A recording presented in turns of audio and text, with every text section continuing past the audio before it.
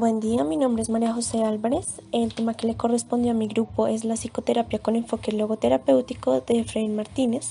Para iniciar con esta exposición voy a hablar sobre Viktor Frankl, quien fue el fundador de este enfoque.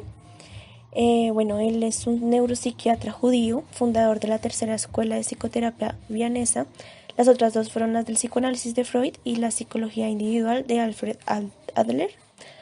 Hacía referencia a que las personas de las sociedades posmodernas tienen cada vez más medios para vivir y cada vez menos uno para qué vivir. Dicho en otras palabras, pues tenemos tanto que a la vez no tenemos nada. Esto hace referencia al sentido de la vida. El sentido de la vida para Víctor es la máxima motivación del ser y lo único que llena el vacío existencial. Bueno, voy a empezar con la definición de logos. Eh, Logos hace referencia a habla, palabra, razonamiento, argumentación o discurso. El primero que utilizó este término, esta palabra, fue Heráclito, quien la usó bajo el concepto de ley eterna, universal y necesaria que ordena el cosmos. Luego siguió Platón y Aristóteles, quien lo concibió como la ley del ser y el principio lógico, y luego los estoicos, que lo concebían como el destino. Para Frank, logos hace referencia a lo no ético espiritual que se distingue de lo psíquico. Esto se trabaja por medio de la terapia del sentido o del significado. Bueno, la logoterapia es un método de superación de los conflictos humanos que son fuente del sufrimiento del hombre. Ofrece diversas herramientas para vivir con significado y calidad de vida. Se nutre de la filosofía existencial ocupándose de temas cotidianos como el sentido de la vida y de la muerte, el sentido del dolor, la culpa, el trabajo, el amor, la trascendencia, entre otras.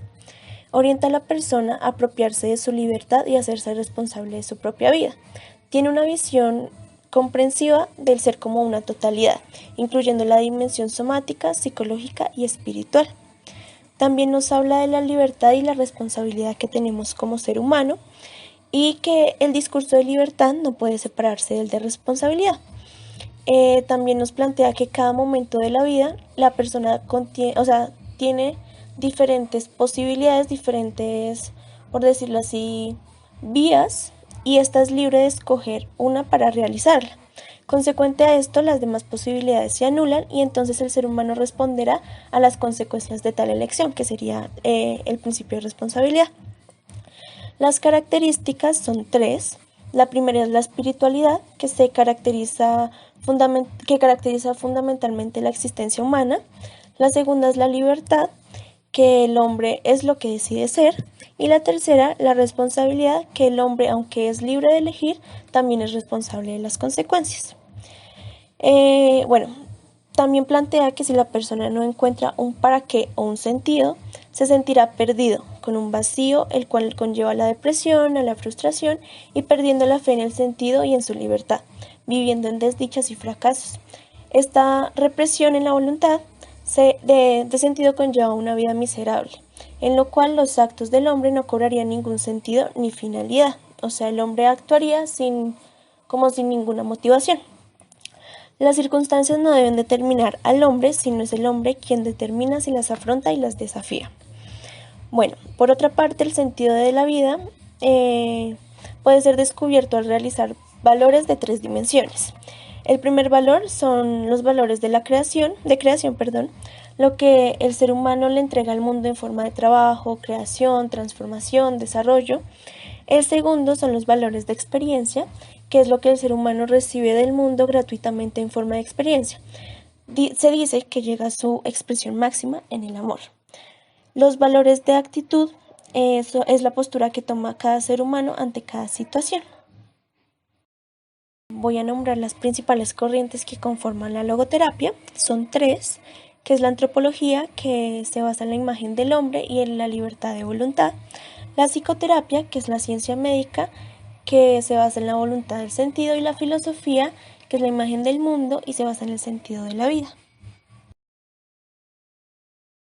Bueno, mi nombre es Sofía Reigoso y voy a hablar sobre la logoterapia clínica como psicoterapia centrada en el sentido y la evaluación del sentido o los test utilizados para este. La psicoterapia de la orientación logoterapéutica o también llamada logoterapia clínica o psicoterapia centrada en el sentido. En este sentido de la vida Es importante mencionar las emociones, el comportamiento, el pensamiento, entre otras, puesto que estos tienen una importancia significativa en la salud y bienestar del individuo. En la logoterapia, además de sentido de la vida, se tratan también el significado de los síntomas. Se puede tomar como ejemplo la muerte. Una cosa es el miedo a morir y la angustia por una pérdida, y por otro lado es el sentido de la muerte y el significado subjetivo de una pérdida, lo que en general supone que una experiencia adquiere diferentes significados desde el punto de vista de distintos contextos. Es importante mencionar que el sentido de vida es un factor de salud importante y su ausencia un elemento relevante en la resolución de diversas formas de psicopatología y crisis existenciales. Por ende, surgen herramientas psicométricas para la evaluación y posterior intervención de este. Por otro lado, el logoterapeuta se enfoca en el presente, resaltando la libertad y la responsabilidad del individuo. En este caso, cuando el sujeto presenta un problema, éste elige determinada acción con relación a sus principios y valores, siendo él el único responsable de dicha elección y de sus consecuencias. Ahora bien, como evaluación del sentido tenemos una serie de pruebas psicométricas, pero el más usado y el más eficiente es el PIL, Proposing Life Test, el cual mide el sentido de la vida percibido por el individuo. Este test está dividido en 3 partes. La primera es una escala psicométrica de 20 ítems, el cual evoca respuestas respecto del grado de propósito que experimenta la persona. La parte 2 y 3 es un análisis cualitativo que corresponde a oraciones y preguntas escritas donde se evalúan metas, ambiciones, entre otros aspectos. Bueno, mi nombre es Sharon Meléndez y voy a hablar acerca de la relación que tiene la logoterapia con otras formas de psicoterapia. La logoterapia como complemento de la que hablaba Frank es muy distinta de la psicoterapia actual, ya que ésta se ha alejado de los dogmatismos y ha empezado a darle un reconocimiento más amplio al sentido de la vida, a los valores y a otros conceptos utilizados en la logoterapia.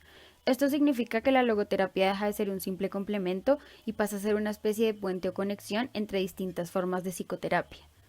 La logoterapia en sí nace como un nuevo enfoque que pretendía romper con la tradición psicoanalítica, intentando trasladar el enfoque de los aspectos afectivos de la conducta a los aspectos cognitivos de la misma, ya que para la logoterapia el logos incluye la parte cognitiva. Dentro de las terapias cognitivas estándar, la terapia emocional emotiva es la que tiene mayor cercanía con la logoterapia, ya que ésta hace uso del humor, de la hiperreflexión, de la relación terapéutica y del diálogo socrático. Algunas formas de psicoterapia se acercan al planteamiento existencial de la logoterapia, como es la psicoterapia metacognitiva, ya que la metacognición y la autoconciencia son constructos bastante similares. La logoterapia presenta también una cercanía con las terapias de tercera generación, especialmente con la terapia de aceptación y compromiso, ya que ésta está centrada en los valores. Por otro lado, tiene una cercanía muy importante con la psicología positivista, pudiendo incluso ser considerada como parte de este paradigma. El enfoque ecológico tiene 5 aspectos fundamentales, los cuales son: en primer lugar está el objetivismo, que es la exclusión de aspectos fundamentales del vivir humano y de la dimensión espiritual. ¿Esto qué quiere decir? Que se dejan por fuera o se excluyen los puntos de vista y los valores por los que cada persona se rige. En segundo lugar está el materialismo, que habla de que solo las cosas materiales y tangibles pueden ser objeto de estudio. En tercer lugar tenemos el hedonismo, que es la búsqueda de placer evadiendo el dolor. En cuarto lugar está el atomismo, según el cual el mundo está constituido por átomos, cada uno con su calidad y propiedades. Y en último lugar está el universalismo, que dice que las cosas naturales y fundamentales no cambian. En la psicoterapia esto está justificado en el uso de manuales y procedimientos universales, como el DSM-5 y los test.